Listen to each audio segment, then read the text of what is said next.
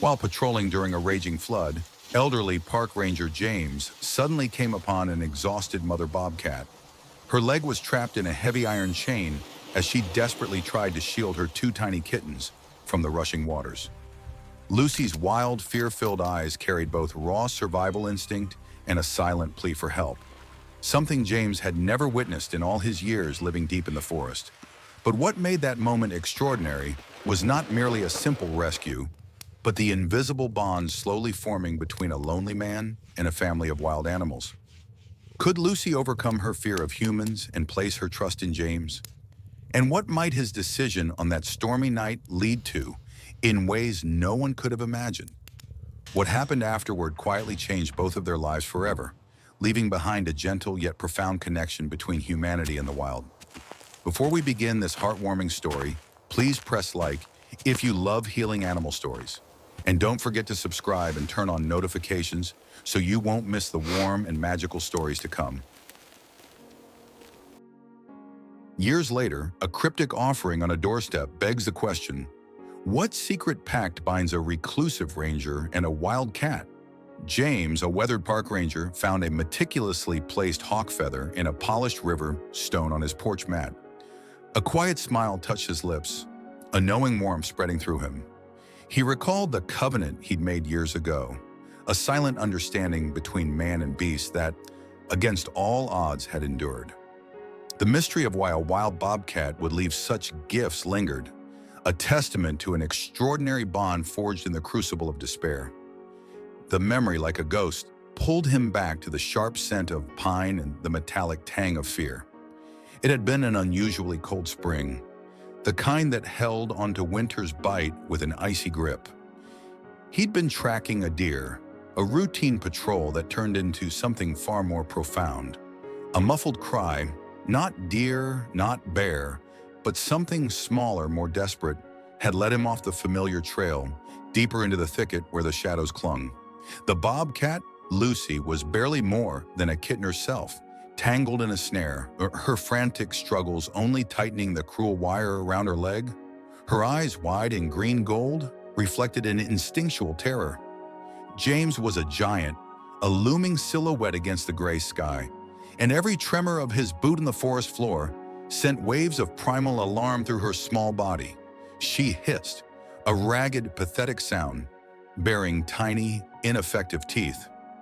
The pain in her leg was a constant, throbbing fire, a fire that had consumed her strength, her defiance. Days had blurred into a desperate fight against the unyielding wire, against the gnawing hunger, against the chilling dampness that seeped into her bones. Her fur, once sleek and mottled, was now matted with dirt and dried blood, her ribs painfully prominent beneath her thin skin.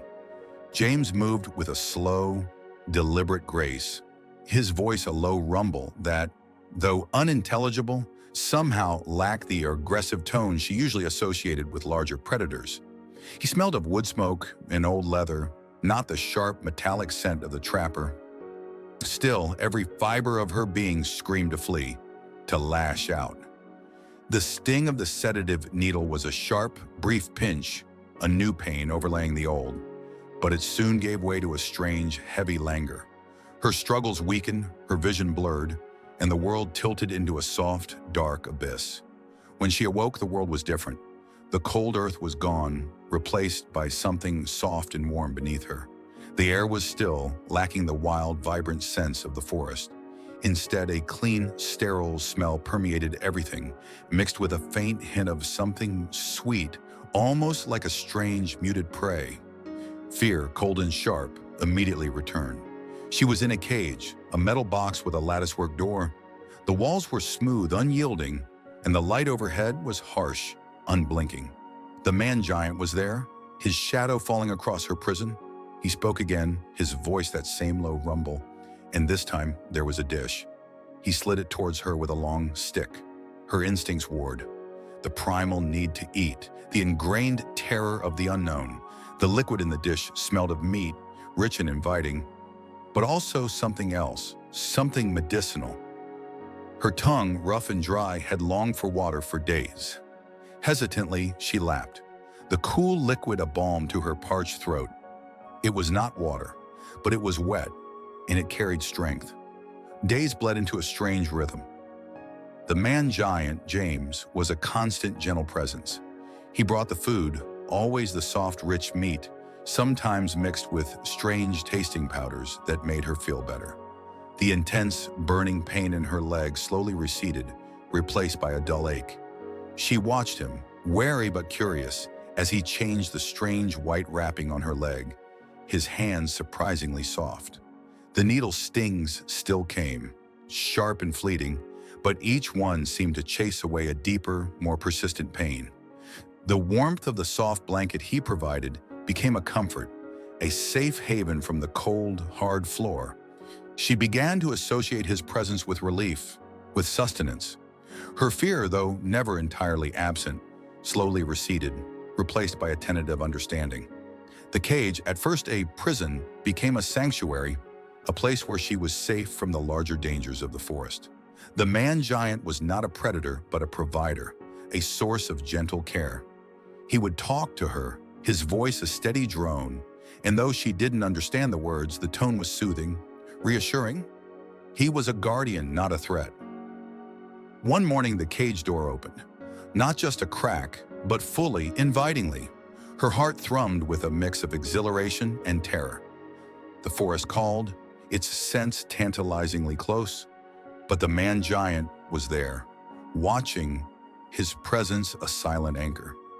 She stepped out, tentative, her newly healed legs still a little stiff, but strong. She explored the larger enclosure he had built, a space filled with rough branches and soft earth, a mimicry of the wild but safe. She watched him, observed his movements, learned the cadence of his days. He would sit sometimes just watching her, never pushing, never demanding. And then came the day when the last gate opened, the true wilderness beckoning. He led her to the edge of the forest, the boundary between his world and hers. He knelt, placing a small, fresh kill, a rabbit, at her feet. It was a gesture of farewell, of provision for her return to her true home. She looked at him, and then at the forest, then back at him. A silent understanding passed between them, a promise made in the quiet language of trust, forged in the crucible of despair and rebuilt with gentle hands and a patient heart. She melted into the trees, a ghost in the morning light. But something had irrevocably changed. The gifts on his doorstep, years later, were proof of that enduring covenant. The cold metal bite against Lucy the Bobcat's leg was a torment she'd known for what felt like an eternity, though in the frantic, water-choked haze, time held no meaning. A rusted chain, a relic of some long-forgotten human folly, had snagged her as she sought refuge, pinning her to the gnarled trunk of a half-submerged oak. The water, a churning, muddy terror, surged around her, an icy grip around her belly, threatening to engulf her entirely. Her muscles screamed, raw and burning from her frantic, futile attempts to free herself, each lunge sending agonizing jolts up her leg. But the pain, the terror for her own life, was a dull throb compared to the piercing cries that tore at her very soul. Her two kits, barely more than a few days old, tiny bundles of fluff and instinct, were nestled precariously on a barely dry patch of bark above the swirling torrent. Their mules, thin and reedy, were magnified by the roar of the flood, a horrifying counterpoint to the relentless sloshing against her fur. They were hungry, they were cold, and they were dying. A primal scream of pure agony clawed at Lucy's throat, but it was lost to the wind and water. She lunged again, a desperate, senseless surge against the unyielding chain, her claws tearing at the sodden bark, her teeth bared in a silent snarl of frustration. The water slapped at her face, blinding her for a moment, and when she cleared her vision, the water level had risen again, creeping inches closer to her babies. Her babies, her instincts shrieked at her. Protect them, keep them safe. But how?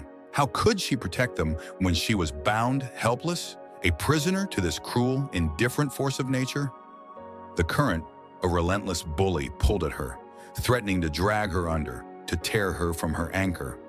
A terrifying thought, cold and sharp as a winter wind, pierced through the fog of her panic. If she didn't free herself, she would drown. And then her kits, alone, abandoned, would surely follow.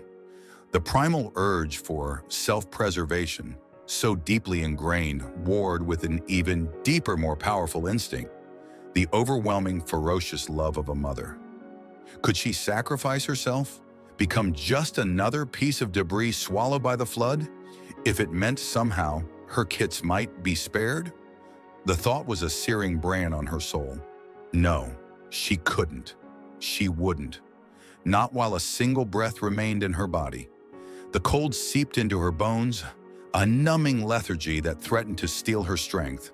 Her breath hitched, ragged and shallow, each gasp for air a struggle against the suffocating humidity.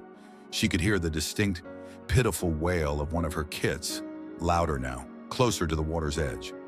A low growl rumbled deep in her chest, a sound of pure, unadulterated anguish and impotent rage. This wasn't how it was supposed to be. She had dug her den so carefully, hidden away her precious cargo, ensured their safety, and now this. A wave of exhaustion washed over her, making her head droop. Could she just give up? Let the water take her? End the torment? No. The tiny mules, even fainter now, were a renewed surge of adrenaline. She had to fight for them. She thrashed again, not caring about the tearing pain in her leg, ignoring the burning in her lungs. She had to break free. She had to. Her mind, usually so keen and focused on the hunt, was a chaotic mess of fear and love. Every fiber of her being screamed at her to save her babies, to pull them to safety, to warm them against her shivering body. But the cruel reality of the chain, the relentless push of the water, held her captive, mocking her maternal ferocity. The tree, her only anchor, swayed precariously in the current, its roots groaning under the immense pressure. She could feel the tremors, the subtle shifts, and a new chilling fear gripped her. If the tree gave way, they were all doomed. The thought propelled her into a fresh burst of desperate energy, a last defiant stand against the encroaching death. She clawed at the chain, her teeth scraping uselessly against the cold metal, tasting rust and her own blood. Her vision blurred, spots dancing before her eyes. The cold was a heavy cloak, pulling her down. Then a new sound, a distant, rhythmic thrumming, growing steadily louder, cutting through the roar of the flood. It was a strange, alien noise, unlike anything she had ever heard in her wild life. It was accompanied by a flickering light, bobbing and weaving in the distance, growing larger, more defined. Her hackles rose instinctively, a warning sign of the unknown. Another threat? Her instincts screamed at her to flee, to hide, but the chain held her fast. The light, sharp and intrusive, suddenly swept across her face, blinding her momentarily. The world was a maelstrom of cold, wet fury. Wind ripped through the soaked pines, tearing at their ancient grip on the earth, and rain, thick as flung gravel, pummeled Lucy the bobcat, driving her deeper into the meager shelter of a collapsed log. Her muscles ached with a deep, persistent throb, a dull agony radiating from her ribs and shoulder. Hunger gnawed at her belly, a hollow ache that overshadowed even the frantic worry for her two small kits. Tiny bundles of shivering fur pressed against her flank. They mewed weakly, their nascent cries lost in the roar of the storm, and Lucy's instinct, raw and unyielding, screamed at her to protect them. Every shadow was a threat, every broken branch a predator. Then through the driving rain and swirling debris, a silhouette appeared. It was impossibly tall, a looming shape that moved with a slow, deliberate cadence, unlike any other creature of the woods. 2 legs, not 4, planted firmly in the sodden earth. The scent was alien, a mixture of damp wood, something metallic, and a pervasive, unsettling bipedal musk that prickled the fur along Lucy's spine. James. To her, he was simply the giant.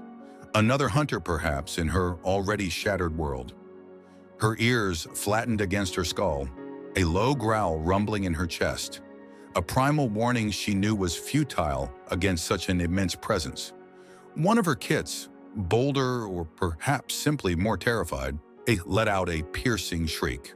James, the park ranger, saw only the raw terror in her eyes, a flicker of desperate hope battling the deep, instinctual fear. The mother bobcat, matted fur plastered to her gaunt frame, was a picture of wild desperation. He wrestled with his own fears of the wild, the inherent danger of approaching an injured, cornered predator. He knew her kind, knew their swift, brutal efficiency. But he also saw the unyielding protectiveness in her stance, the way she shielded her tiny, vulnerable offspring. The ethical tightrope he walked was thin. Intervention could be seen as an invasion, but neglect would be a death sentence. The rain plastered his hair to his forehead, dripping into his eyes, blurring his vision, but he pushed through it, his gaze fixed on the mother and her kits. Lucy watched him, every muscle tensed, ready to spring, to fight, to tear. But her body was weak, each movement sending a fresh wave of agony through her. The scent of him grew stronger, closer. He was speaking, a low rumbling sound that meant nothing to her. But the tone was soft, not the aggressive snarl of a wolf, nor the sudden sharp bark of a coyote. Still, her every instinct screamed danger. His hand, a massive, pale thing, reached out slowly, holding something. It glinted in the dim light. She didn't know what it was, only that it represented an unknown threat. She hissed, and a ragged, breathy sound, her teeth bared, even as her body trembled from cold and exhaustion. A sudden, sharp sting in her flank. Not a bite, not a claw, but something small and quick. She cried out, a guttural yowl, lashing out blindly. Her vision swam, the giant's form blurring around the edges. Her legs felt like lead, heavy and unresponsive. Confusion warred with terror. What was happening? The fight was draining from her, replaced by a strange, heavy lethargy. Her kits, roused by her cry, began to wail tiny, heartbreaking sounds. She tried to move, to stand between them and the looming threat, but her body betrayed her, sinking slowly into the damp earth. The giant was a blur now, his scent still unsettling, but strangely less threatening. The rain continued its relentless assault, but Lucy barely felt it. A warm, soft darkness began to envelop her. She awoke to a strange, enclosed world. No wind, no rain. The ground beneath her was soft, not cold and wet earth, but something yielding and warm. Her body still throbbed, but the sharp edges of pain were dulled, muffled. She tried to move and found her legs were still heavy, but she could shift, stretching out aching limbs. A new scent filled her nostrils, clean, sterile, but also a faint, comforting warmth. It was the giant's scent, but softened, less imposing. Her eyes fluttered open, adjusting to the unfamiliar, bright light. She was in a box, a large metal box with a mesh front. Through the mesh, she saw glimpses of her kits. They were in a similar box next to her, tiny, frightened bundles of fur. Their little cries, though muffled, reached her, and a fresh wave of maternal instinct, now less frantic, surged through her. She pushed herself up, a soft whine escaping her throat. The giant appeared again, his face closer to the mesh. He was holding something small and white. The sterile scent was stronger now, and something else, something delicious. A bowl appeared, pushed gently through a small opening. Inside was water, clear and cool, unlike the muddy puddles she'd licked from for days. And then a different bowl, with something soft and meaty. Her hunger, dormant for a while, roared back to life. She hesitated, her instincts warring. Eat or flee? The giant was still there, watching, but his presence felt different now. Less like a hunter, more like a quiet observer. The scent of the food was too potent to resist. She crept forward, cautiously, and took a tentative bite. The warmth, the softness, the relief. It was a strange new world, where fear slowly, almost imperceptibly, began to give way to something else. The first faint flicker of trust. The air, thick with the scent of pine and something metallic, vibrated with Lucy the bobcat's frantic desperation. Every instinct screamed at her to flee, to gather her remaining kit and vanish into the deeper woods. But the giant, the one called James, stood between her and the vanishing safety of the forest. He hadn't moved, not truly, but his presence was a wall. Her muscles coiled, ready to spring, but a deeper, more primal terror held her rooted. The other giant, the one who moved with sharp, sudden gestures, had taken one of her babies. She could still taste the fading scent of her lost kid on the wind, a bitter tang of helplessness. James, his own heart thrumming a frantic rhythm against his ribs, sensed her terror like a physical force. The air around Lucy the bobcat seemed to hum with it, a raw, exposed nerve. He knelt slowly, his movements deliberate, agonizingly gentle. "Lucy," he murmured, his voice a low, steady rumble that barely disturbed the rustle of leaves. "It's okay. We're not going to hurt you." He knew the words were meaningless to her, just sounds, but he hoped the cadence, the lack of threat, might somehow penetrate the impenetrable wall of her fear. His eyes, the color of the forest floor after a good rain, met hers, holding steady, offering nothing but quiet observation. Just then, a sickening lurch. The second kit, its tiny body barely a shadow in the muted light, weakened and shivering from the cold, slipped from the precarious hold of Lucy the bobcat's mouth. It tumbled, a tiny bundle of striped fur, towards the churning gray water below, the roar of the rapids growing louder, hungrier. Time warped, Lucy the bobcat, driven by a maternal instinct that obliterated all other fear, lunged, a desperate scrambling effort to retrieve her baby. In that split second, her coarse, spotted fur brushed against James's outstretched hand, a hand he'd reflexively extended in a futile attempt to catch the falling kid. He held perfectly still. Every nerve screamed for him to recoil, to pull away from the wild, sharp claws that could easily rend his flesh, but he didn't. His refusal to harm her, his utter stillness in that critical, heart-stopping moment, was a silent promise, a stark, undeniable pledge in the chaos of her terror. The accidental touch, a fleeting whisper of fur against skin, registered in Lucy the bobcat's frantic mind not as an attack, but as nothing. No harm, no grab, no snatch. This unexpected passivity, this bizarre, almost reverent stillness sparked a tiny, fragile ember of something other than fear within her. A flicker of confusion, perhaps. A moment of bewildered pause. The kit was in the water, a desperate, mewling sound barely audible over the rush. James reacted then, not against Lucy the bobcat, but for her. He plunged his arm into the icy current, grasping for the tiny, struggling form. Lucy the bobcat watched, frozen, her instincts warring. Flee! But her baby. The giant was helping. It was an alien concept, a twisting of the natural order. She saw the giant retrieve her kit, saw him cradle it, its cries weakening but present. Her body vibrated with a primal mix of relief and suspicion. He extended the tiny bundle towards her, not threateningly, but with an odd, gentle offering. Lucy the bobcat hesitated. The smell of the giant was strong, but now, mixed with it, was the faint, unmistakable scent of her own baby, its small, vulnerable form radiating warmth against the giant's skin. The giant's scent no longer seemed purely predatory. It was warm. Still, he lowered his hand further, offering the kit more directly. Her gaze flickered from the kit to James's steady, unwavering eyes. There was no trickery there, only an open vulnerability that mirrored her own. Slowly, tentatively, Lucy the bobcat took a step forward, then another. She nudged her nose against the giant's hand, a soft, probing touch. He didn't flinch, didn't move. With a sound, a low rumble deep in her chest that was not a snarl, but something softer, something akin to a question. Lucy the bobcat gently, carefully, took her kit back into her mouth. She backed away a step, then another, but this time her retreat wasn't pure flight. Her eyes, still wide, still wary, held a new depth, a nascent curiosity. She paused, glancing back at the giant. He remained kneeling, still, silent, watching her.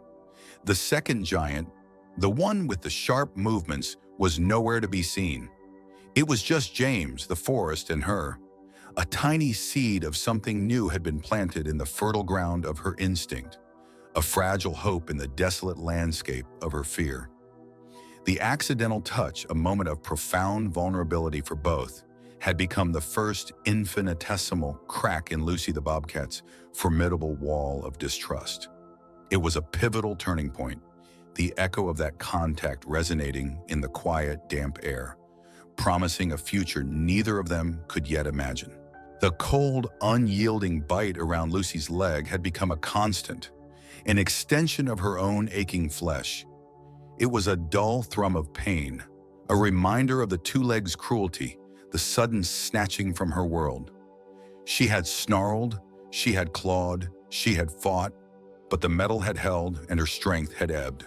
Now a new giant loomed, not the one who had snatched, but a different one, with a strange, soft voice. This one moved slowly, deliberately, a low rumble of sound emanating from its throat that wasn't a growl, but something less threatening. Then came a sharp, metallic snick, a sound that vibrated through her bones, momentarily eclipsing the ache. A strange lightness bloomed around her leg, a sudden, unfamiliar freedom where the heavy, cold bite had been. She flinched, expecting another blow, another painful tug, but there was nothing. Only the lingering phantom pressure, then the blessed, unexpected release. The giant's breath was warm against her fur, not threatening, not stifling. Her instincts screamed to bolt, to vanish into the dense undergrowth, to reclaim the wildness that had been stolen. Her paws twitched, muscles tensing. But the other two legs, smaller, softer, still shivered beside her. Her kits, their small, vulnerable forms, huddled and whimpering, were an anchor. She glanced at the giant, James. His eyes, though large and round, like an owl's, held no malice. There was a strange stillness in them, a quiet understanding that mirrored the sudden, unburdened feeling in her leg. A silent communication passed between them, a fragile, unspoken agreement. The chain was gone. The immediate threat, the metallic prison, had vanished. He hadn't left, hadn't struck again. Instead, he moved with a deliberate slowness, his large hands reaching not for her, but for the shivering bundles of fur at her side. His movements were gentle, surprisingly so for such a large creature. One by one, he scooped up her kits. Their tiny squeaks were muffled as they disappeared into the strange, rustling fabric of his rain slicker. A fresh wave of instinctual panic surged, a snatching. But no, their cries softened, becoming less frantic, replaced by small, comforting murmurs. She could smell them, their unique, musky scent, now mixed with the clean, earthy smell of the giant. They were safe, not harmed. They were warm. Her own fur, still damp from the recent rain, felt suddenly cold in comparison. The path away from the cold, muddy hollow was strange. The giant walked ahead, his broad back, a moving wall of yellow. Her instincts pulled her towards the deep cover, the familiar shadows. But her kits were with him. And the chain was gone. A peculiar lightness in her step, a freedom she hadn't known in days. She followed, not from fear, not as a captured thing being led, but with a cautious curiosity, a flicker of something new. Ftana, a nascent understanding. He had not hurt them. He had removed the pain. The small moving dent the giant led them to was strange. It rumbled and swayed, and the smells were overwhelming. Metal, oil, but also something clean, something like the rain, like the giant's skin. He placed the kits, still wrapped, into a soft, warm nest within this moving den. She watched, her hackles raised, ready to defend, but he merely knelt, his face close to hers, his eyes conveying that same quiet understanding. He offered a small bowl of clear, cold water. The taste was a revelation, cool and life-giving, washing away the metallic tang of fear and pain that had clung to her tongue. It was not a capture. It was something else, something she hadn't encountered in her wildlife. A partnership born from a sharp, sudden pain and a surprising act of mercy. The blade that had cut her chain had also, impossibly, begun to forge a bond. a fragile, uncertain bond, but a bond nonetheless between a wild heart and a gentle giant, driven by the shared, silent language of survival and perhaps something more. The low thrum of James's voice, a steady rumbling sound, vibrated through Lucy the bobcat's very bones as he carried her into the small, warm space. Her paws, usually so precise and silent on forest floor, now felt clumsy and leaden. The air was thick with unfamiliar smells, wood smoke, something vaguely metallic, and the overpowering scent of the giant who held her. Fear still prickled at the edges of her awareness, and a phantom of the storm and the terrifying enclosure she'd been forced into. But beneath it, a new sensation bloomed. Warmth. A deep, bone-deep warmth that seeped into her rain-sodden fur, making her shiver not from cold, but from the sudden, blissful relief. He set her down, a gesture so careful it surprised her. Her instincts screamed to bolt, to find the nearest exit, but exhaustion held her captive. The floor beneath her was soft, not the rough earth she knew, but something yielding and warm. She watched the giant, her golden eyes tracking his every slow, deliberate movement. He poured water into a shallow dish, the glint of metal catching the low light. It was clean water, not the muddy puddles she'd been drinking for days, and the smell of it was intoxicating. She lapped at it cautiously, the cool liquid a balm to her parched throat, the pain in her side a dull ache now, a memory rather than a present torment. The kits, emboldened by their mother's presence, began to explore. Their tentative noses sniffed at the unfamiliar surfaces, their tiny paws making soft thumps on the wooden floor. They were curious, resilient, a stark contrast to her own weary caution. Lucy watched them, a fierce protectiveness rising within her. This den, though strange, felt safe. Safer than the storm-tossed forest, safer than the exposed hollow log. The giant moved around, but always with a gentle slowness, his large form never quite invading her personal space. He spoke in that low rumble, a sound that over time was beginning to lose its threatening edge and gain a strange, comforting rhythm. As the night deepened, the fire crackled a lullaby. The kits full of the food James had offered, a surprisingly palatable blend of soft meat, curled into tight, purring balls against Lucy's belly. Her own hunger for the first time in days was sated. Her body, usually taut with the hunter's vigilance, began to soften, to relax. The pain in her side was a distant throb, managed by some invisible magic the giant had given her. She watched James, who sat across the room, reading from a thick book, his movements minimal, his presence steady. And then, without conscious thought, a profound contentment washed over her. Her eyelids slowly, deliberately lowered, then opened again. A slow blink. It was an involuntary gesture, a testament to the profound, unexpected peace she felt. James paused, his eyes meeting hers across the dim cabin. He didn't move, didn't speak, just held her gaze. It was a silent acknowledgement, the bridge built between species, forged not of words, but of trust and gentle care. He understood. She could feel it, a resonance of quiet understanding emanating from him.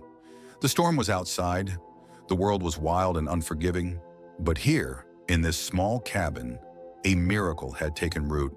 The cabin, initially a confusing maze of smells and shapes, now felt less like a cage and more like a burrow.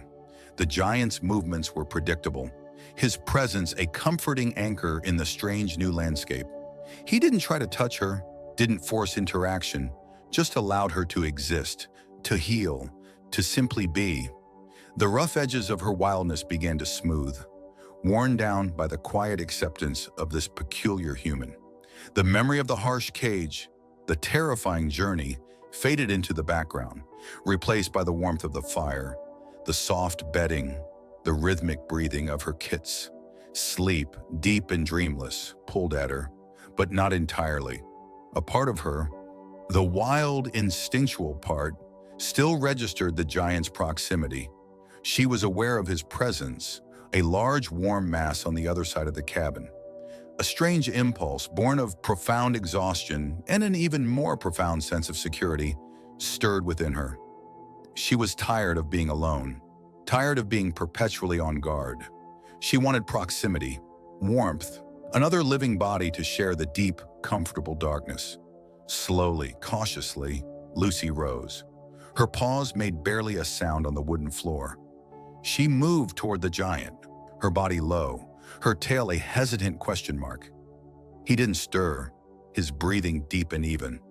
She reached his side, the sheer scale of him daunting, even in sleep. But the scent was familiar now, safe. With a soft sigh, a sound barely audible, she curled her body into the space beside him. The kits, instinctively sensing her movement, resettled themselves against her, their tiny bodies radiating warmth. James, even in his deep slumber, seemed to subconsciously shift, creating a small hollow for her. The soft hum of his breathing, the warmth of his body, the absolute stillness of the cabin. It all coalesced into a feeling of absolute sanctuary. She was a wild thing, born of the forest, but here in this tiny cabin, she had found an unexpected haven, a giant who, despite his imposing size, harbored a gentle heart. And as the first faint hint of dawn began to paint the sky outside the small window, Lucy the Bobcat slept, truly slept, for the first time in what felt like a lifetime. Her wild family safe and warm against the kindest giant she had ever known. The crisp morning air, usually a source of invigorating smells. Damp earth, pine needles, the faint scent of deer, now carried a different, unsettling odor. It was metallic, oily, and growing stronger with each passing moment. Lucy, the Bobcat mother, her ears swiveling, caught the low rumble first. It wasn't the distant hum of the highway, nor the wind rustling through the aspens. This was closer, heavier, and punctuated by the strange, guttural murmurs of human voices. She pressed herself lower against the earth, a protective instinct tightening her muscles. Her two kits, still drowsy with sleep, shifted beside her, their small bodies radiating warmth. The warmth was comforting, but the vibrations reaching through the ground were not. James, the old park ranger, emerged from his cabin, his face etched with a familiar sorrow. He knew what that rumble meant. The rescue teams were here. He had pleaded with them on the phone last night, trying to buy more time to let Lucy truly decide, but their protocol was unyielding. "She's a wild animal, James," the lead rescuer had said, his voice firm. "And those kits need professional care." Professional care. James looked at Lucy, now a tense coil of fur and muscle, her eyes fixed on the approaching vehicles. Was a sterile clinic truly better than the open sky, even with a limp? The hum grew into a roar, and then faded as the vehicles pulled to a stop. Doors slammed. Voices, louder now, echoed through the quiet forest. Lucy's ears flattened against her head. This was a new threat, different from the quiet, predictable presence of James. This was a pack, moving with purpose, their sense alien and overwhelming. Her injured leg throbbed, a sharp reminder of her vulnerability. Instinct screamed at her to flee, to disappear into the dense undergrowth, to lead her kits away from these towering, noisy creatures. But then her gaze flickered to James. He stood between her and the approaching humans, his body a familiar, reassuring silhouette. He wasn't moving to capture her. He was standing there, a silent guardian, a man in a tan uniform, his face grim, approached James. "She's still here, James?" he asked, his voice low but firm. James nodded, his eyes never leaving Lucy. "She is, and she's got her kits with her." The rescuer's eyes widened slightly. "Kits? That complicates things." Lucy registered the shift in the human's tone, the sudden urgency. Her kits. They were the most precious things in her world. If she ran, could she carry both? Would her injured leg hold out? The thought of leaving them even for a moment was unbearable. She felt a strange pull, a conflict tearing at her. The wildness, the ancient urge to protect her young by disappearing, warred with the unexpected kernel of trust that had blossomed in her heart for James. He had fed her, had sat quietly, had offered no threat. He was different. But these new humans, they were not James. Their intent was clear: capture. She could feel it in the way they moved, the way their eyes scanned the undergrowth. Her heart hammered against her ribs, a frantic drumbeat of indecision. James turned back to the rescue team, his voice hushed but urgent. "Give us a minute, just a minute. She's close to trusting me." The team leader hesitated, then nodded reluctantly. 5 minutes, James. We can't risk spooking her with the kits." 5 minutes. An eternity, or no time at all, depending on whether you were a human or a bobcat caught between two worlds. Lucy watched James, her gaze unblinking. He was speaking to her now, his voice a low, soothing murmur, the same sounds he used when he left food. "Lucy," he whispered, "it's okay. They're here to help." Help. The word meant nothing to her, only the steady rhythm of his voice. A new scent drifted towards her, carried on the breeze. Something sweet, heavy, and strangely disorienting. A dart. She recognized the sharp, sudden sting before she even registered the human's movement. Pain, quick and intense, flared in her hind leg, near the old injury.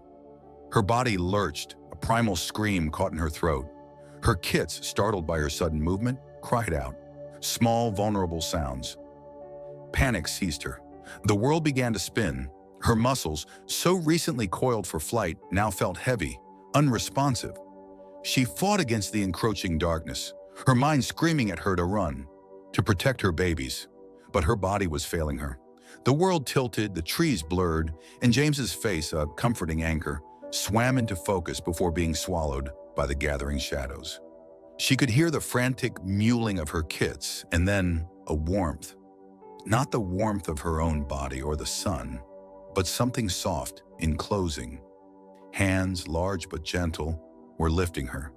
She tried to fight, but the strength was gone. The darkness consumed her. Her last conscious thought was of her kits and a silent, desperate plea for their safety.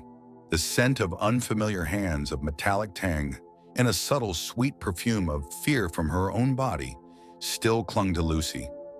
The world had been a swirling blur of giant shadows, hushed, urgent voices, and the dizzying, unsettling feeling of being scooped up, then placed down. Her two kits, still small and trembling, had been nestled close, their tiny bodies radiating the same confusion and alarm.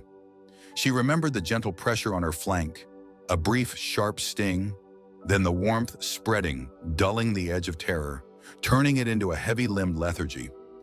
James, the giant with the kind eyes and the reassuring rumble in his chest, had been a constant, steady presence through it all.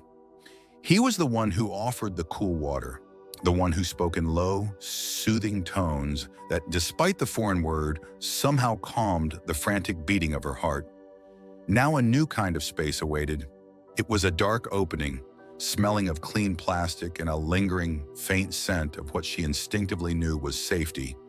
It wasn't the wide-open, endless safety of the forest, but a confined, portable version of it. James was there, his silhouette framed against the fading evening light, his eyes so earnest, fixed on hers. He wasn't reaching, wasn't grabbing. He was simply waiting.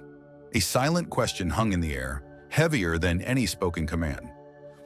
"Do you trust me, Lucy the Bobcat?" The crate wasn't big, not like the den she would choose for herself, but it was enclosed. It promised a kind of shelter, a temporary reprieve from the overwhelming vastness of the human world. Her kits, small and vulnerable, shifted behind her, their whimpers barely audible. She looked at them, then back at James. His posture was open, his hands relaxed at his sides. There was no threat, only an invitation. A deep, instinctual surge, a primal understanding, moved through Lucy. This wasn't about her own fear now. This was about their survival. This was about the fragile, precious lives that depended on her. She nudged the smaller of her kits forward with her nose. A soft, insistent pressure. The tiny bobcat, with its still unfurling spots, hesitated for a moment, then, with a nervous glance at James, scrambled inside the dark opening. Its sibling followed, a bit more quickly, its curiosity perhaps outweighing its fear. Lucy watched them settle, their tiny bodies quickly seeking the comforting scent of the blankets James had placed inside. They were safe for now within that plastic shell. The moment stretched, thick with unspoken meaning. Her own heart still hammered a wild rhythm against her ribs. But a different kind of sensation was starting to bloom, a fragile bud of something new. Trust, not just a lack of fear, but an active, conscious decision. This was the covenant. She had protected her kits, had brought them this far through hunger, injury, and the terrifying unknown. Now a new chapter awaited, one where she had to surrender, to put their fate, and hers, into the hands of these giants. With one final, searching look at James, a long, deep gaze that seemed to probe the very core of his intentions, Lucy stepped forward. Her paws, accustomed to silent tread on forest floor, made barely a whisper on the smooth plastic. The air inside the crate was different, warmer, imbued with the soft scent of her kits. She turned, her lithe body settling down around her young, her eyes still on James, watching as he slowly, carefully, began to close the door. The click of the latch was soft, almost imperceptible, but it resonated like a thunderclap in Lucy's wild heart. It was the sealing of their unspoken pact. The world outside and the vast, dangerous world she knew was suddenly gone, replaced by the confined safety of the crate. A shudder ran through her, not entirely of fear, but of profound surrender. This was it, the leap of faith, the choice. She had entered the unknown willingly for her kits. A strange calm began to settle over her. The constant vigilance, the relentless hunt for food, the gnawing fear of predators, the ache of her mending leg, all receded, replaced by a novel sensation. The gentle rumble of the vehicle, carrying them away from the familiar and into the future. She felt the vibrations, heard the low murmur of human voices, but they no longer pierced her with terror. There was a faint, clean smell, almost medicinal, but not threatening. James's scent was close, a steady anchor in this swirling new reality. The past, filled with the harsh lessons of survival, was behind her. The present was this rocking motion, the warmth of her kits, and the quiet, resolute strength of a covenant sealed in trust. The world was a blur of searing pain and a strange, metallic smell. A loud, booming voice had been the last thing Lucy the Bobcat remembered, before a crushing weight, then the agonizing fire in her leg. Now she was floating, tethered to her suffering, but distant. Giants moved around her, their shapes indistinct, their voices a low rumble that vibrated through the cold, hard surface beneath her.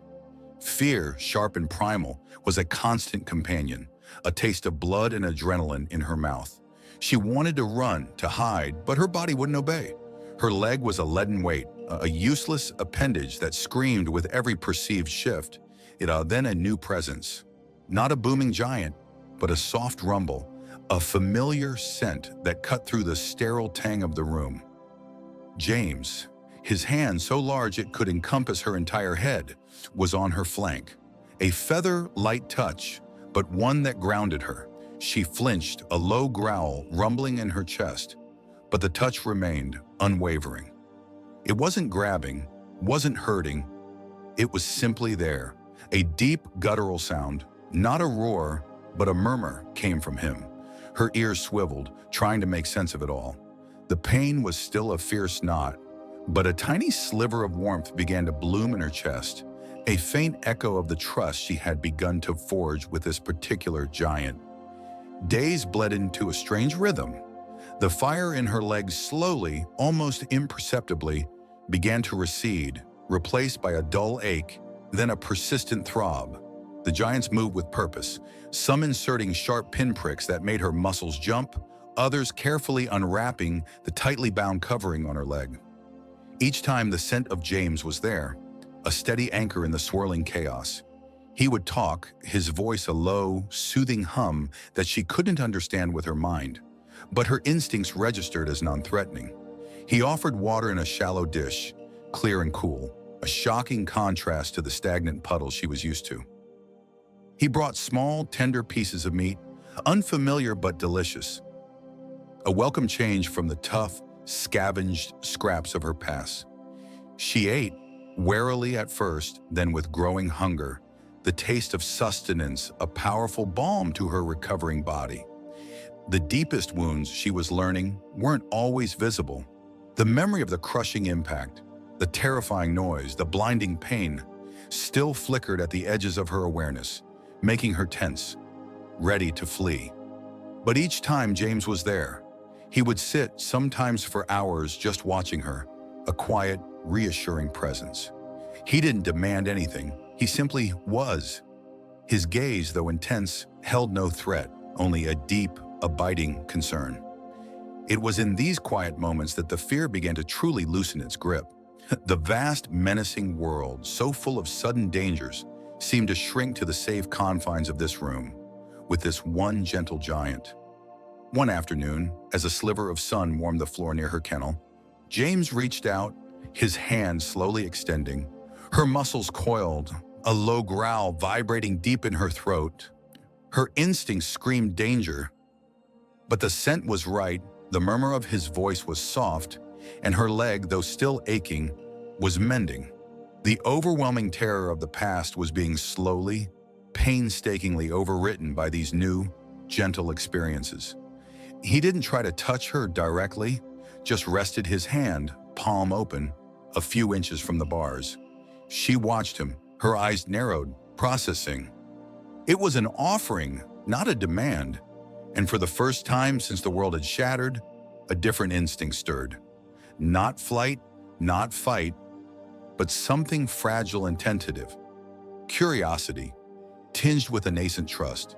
The complex medical repairs had saved her leg, but it was this quiet, unwavering care from James that was truly mending her spirit, piecing together the broken fragments of her wild heart.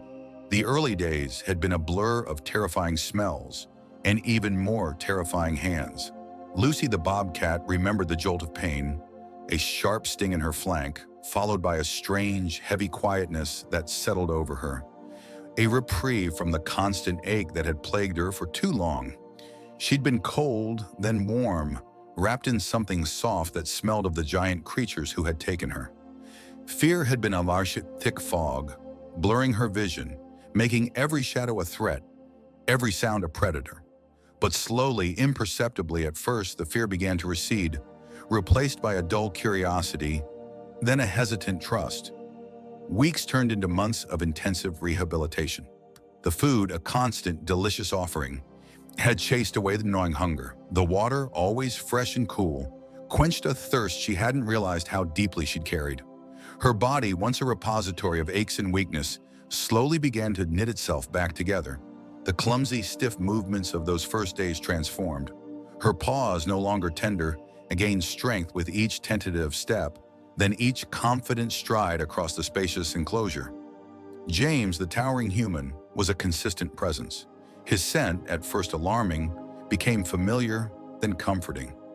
He moved with a gentle slowness, his voice a low rumble that didn't threaten. He was the provider, the protector, the quiet observer. Her kits, two miniature versions of herself, thrived. They were fearless as only the young can be, exploring every inch of their safe world, tumbling over each other in mock battles, their tiny teeth nipping playfully. Lucy watched them with a fierce, protective love, a primal instinct that had only strengthened with her own renewed vitality.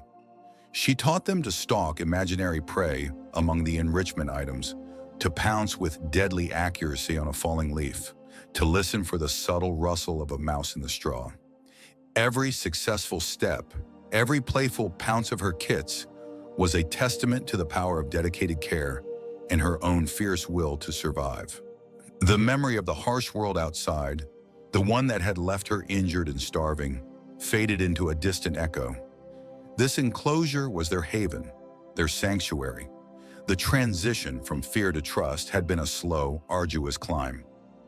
There were still moments, sudden noises, or unexpected movements that would send a jolt of anxiety through her. But the trust in James, in the steady rhythm of their days, always won out. She had learned that the large hands brought food, not harm. That the strange metallic sounds meant a clean enclosure, not a threat. She had seen her kits grow stronger, bolder, their small bodies filled with the boundless energy of health. This was the success.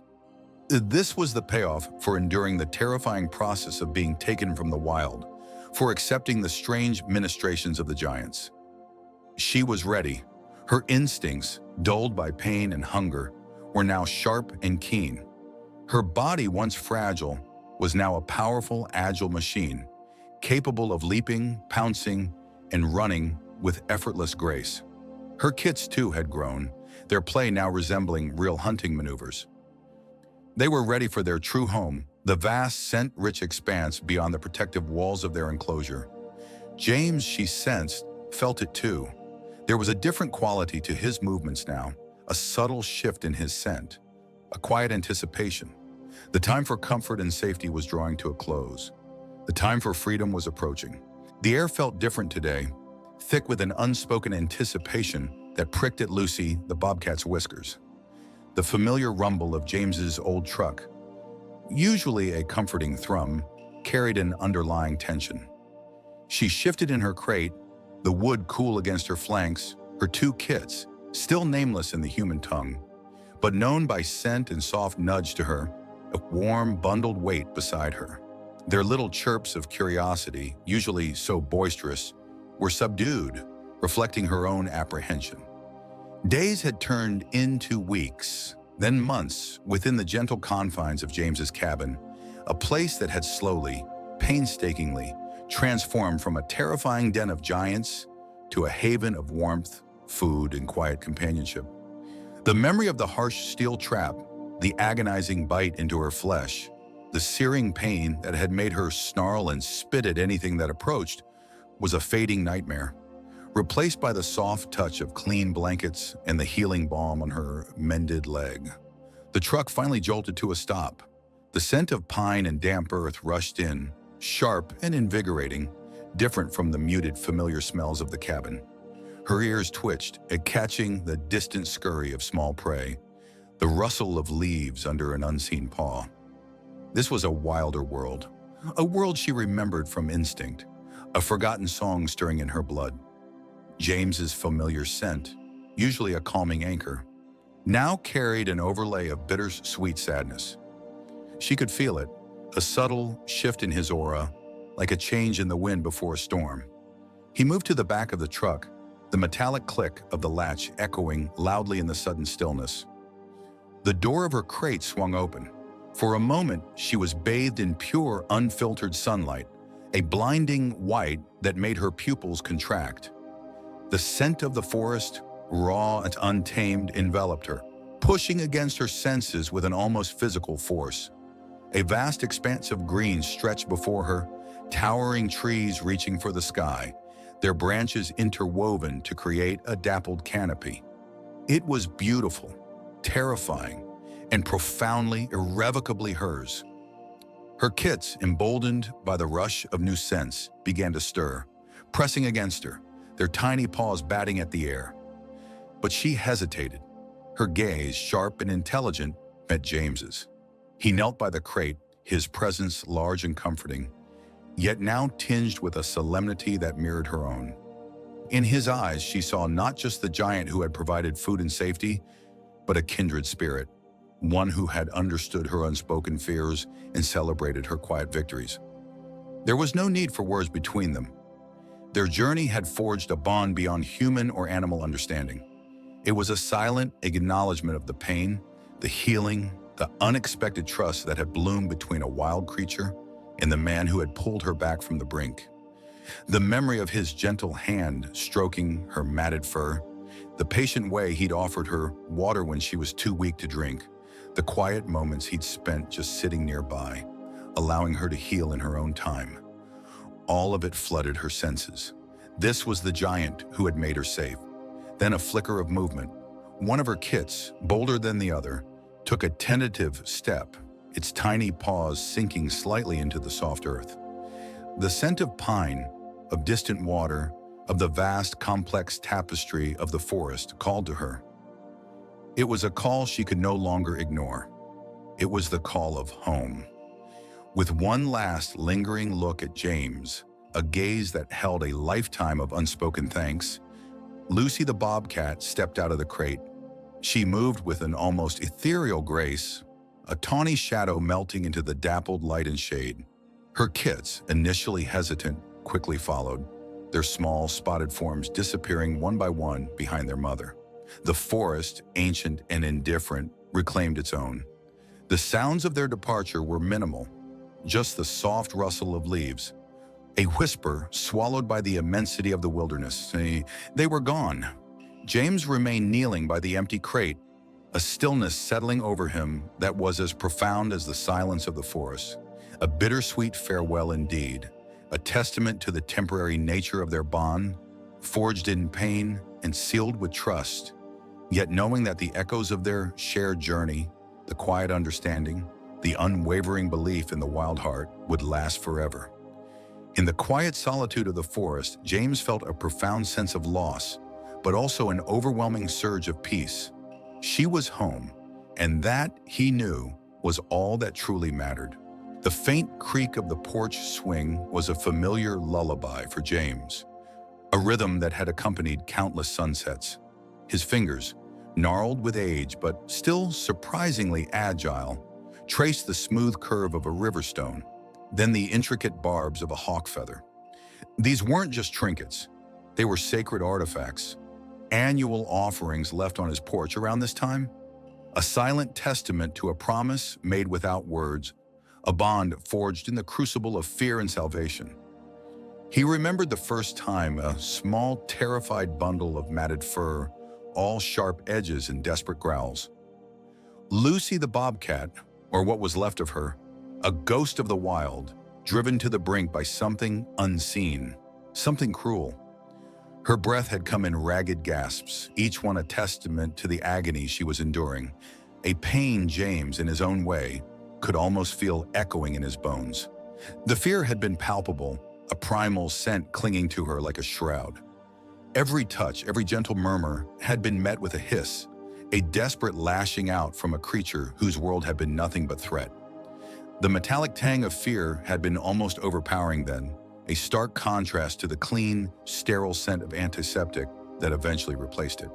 The first needle stick, a sharp, sudden sting, had sent a jolt of pure terror through Lucy the bobcat, her muscles tensing, ready to flee from this new, unexpected assault.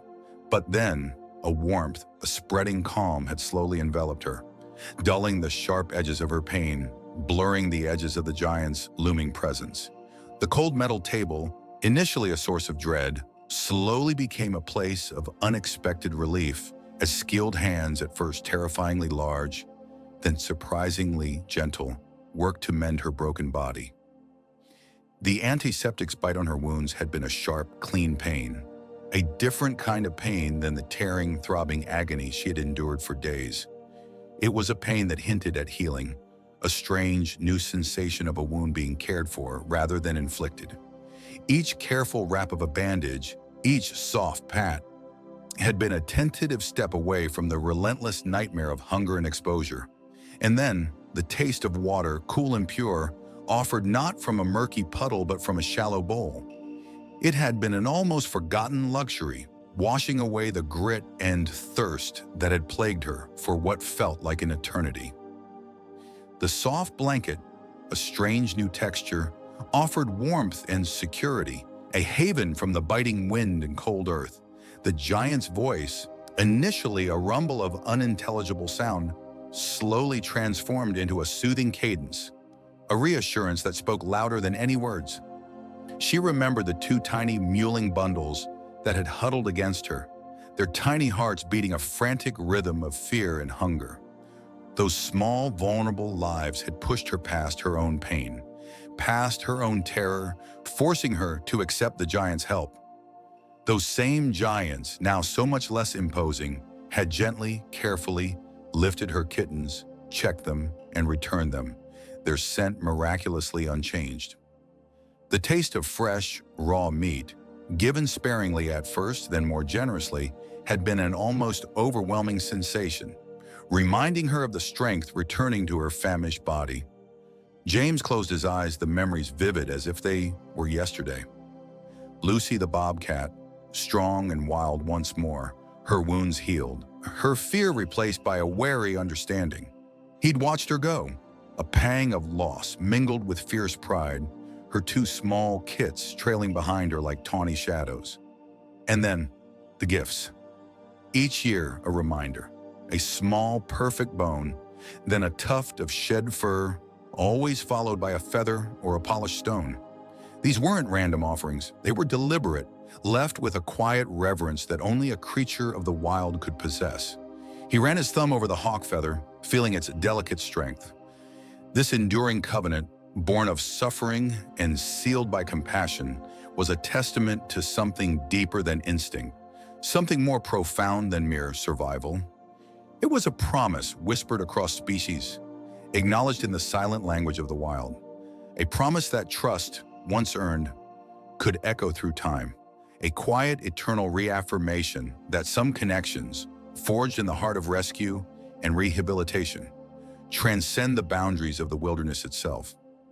The sun dipped lower, painting the sky in hues of orange and purple, and James sat on, a quiet guardian of a bond that the wild heart had never forgotten.